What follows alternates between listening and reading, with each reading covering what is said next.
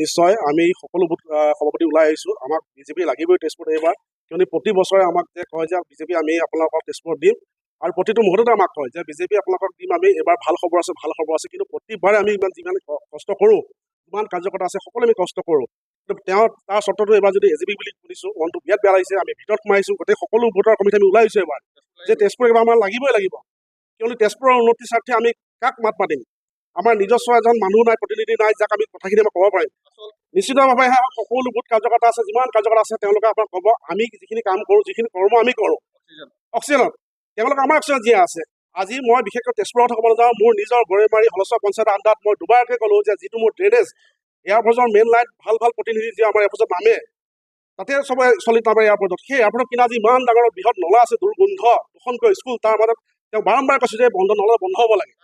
মই পৃথিৱীৰাজ ডাঙৰীয়াক আমি দুবাৰ তিনিবাৰকৈ হয় বিধায়কক দুবাৰ তিনিবাৰকৈ কৈছোঁ যে এই কথাখিনি কোনো কাম হোৱা নাই। এটা ষ্ট্ৰীট লাইটৰ ব্যৱস্থা কৰিছিলোঁ যে এটা অন্ধকাৰত 12টা 1টা বজাত যেতিয়া আমাৰ ছোৱালী গুৱাহাটীৰ পৰা আহে, ইমান ডাঙৰ জেগাত এটা লাইটৰ ব্যৱস্থা নকৰিলে, আৰু তেওঁক আমি কি ভৰসা কৰিম কওক? প্ৰতিবাৰে যদি সেইখিনি কথা আমাক বাৰে বাৰে যদি বাৰম্বাৰ আমাক এনেকৈ ঘাত প্ৰতিঘাত দি থাকে, নিষ্ঠা নাই, কোনো পৰ্যায় নিষ্ঠা নাই। আজি তেওঁলোকে যিটো চেলেঞ্জ কৰিছে যে আমি যদি আমাক আইজিপিক নিদিয়ে তেতিয়াহ'লে আমি হৰুৱাই দিম, এইষাৰ কথা তেওঁলোক ক'ব কেনেকুৱা সাহ পালে? যিহেতু আমাৰ বিকল্প নাই, প্ৰতিবাৰে আমি তেওঁলোকক সাৱধি লৈ পেলাই তেওঁলোকক আমি নিজৰ আজি মোৰ আমাৰ ভিডিঅ' আছে, ফটো আছে, চাই চাগে আমাৰ জেগাই জেগাই বুথৰ কমিটি তেওঁ নি পেলাই আমি যিখিনি নহ'ব, কোনো পৰ্যায় নহ'ব। কাৰণ আমি যিটো তৃণমূল পৰ্যায়ত কাম কৰি আছোঁ, সেই তৃণমূল পৰ্যায়ৰ কামৰ জৰিয়তে অগপই আজি 10 বছৰ ধৰি জিকি আছে। তেখেতসকলৰ ভেটি শক্তিশালী নহয়, আমাৰ যিমান ধৰণৰ ভেটি শক্তিশালী আছে অগপৰ ইমান ভেটি শক্তিশালী নহয়। আমাৰ তৃণমূল পৰ্যায়ৰ কাৰ্যকৰ্তা আজি সকলোৱে ওলাই আহিছে। আমাৰ অক্সিজেন অবিহনে অগপত জিকিব নোৱাৰে তেজপুৰ সমষ্টিত। 2016 চনত যিহেতু মিত্ৰজোঁট আছিলে, তেতিয়া আমি তেতিয়াৰ বিধায়ক বৃন্দাবন গোস্বামী ডাঙৰীয়াক এৰি দিছিলোঁ।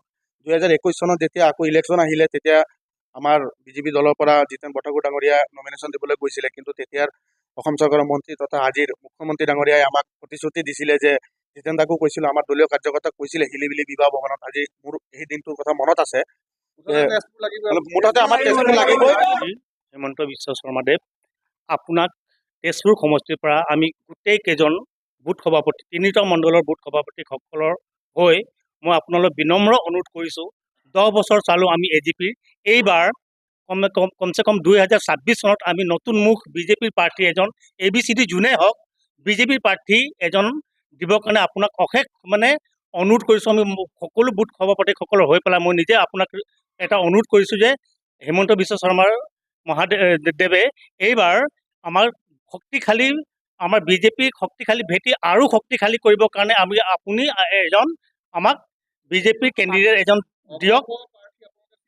আমি নকৰোঁ, কাৰণ তেজপুৰৰ উন্নতিটো যিমান হ'ব লাগিছিলে, অন্য যিকেইটা সমষ্টি আছে আমাৰ বিজেপিৰ যিকেইজন বিধায়ক আছে তেওঁলোকৰ তুলনাত আমাৰ একেবাৰে মই কৈছোঁ একেবাৰে উন্নতি হোৱা নাই তেজপুৰত।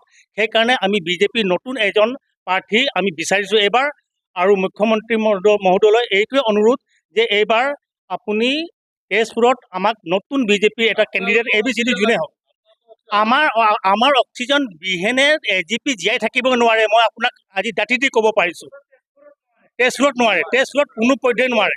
কাৰণ তেখেতে আমাক এটা চুক্তি দিছিলে, মই বেতনিঝাৰ গাঁৱৰ পৰা মই বাসিন্দা, মই এজন বুথ সভাপতি।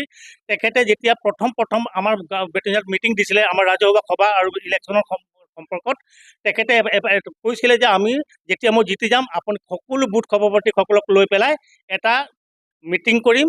আজিলৈকে 5 বছৰ আজি শেষ হ'ল, তেওঁৰ মুখটো আমি নাচালোঁ, সেইকাৰণে বহুত বেয়া লাগিছে। আৰু আমি নতুন বিজেপিৰ তেজপুৰ লাগিবই একদম যিকোনো পধ্যে।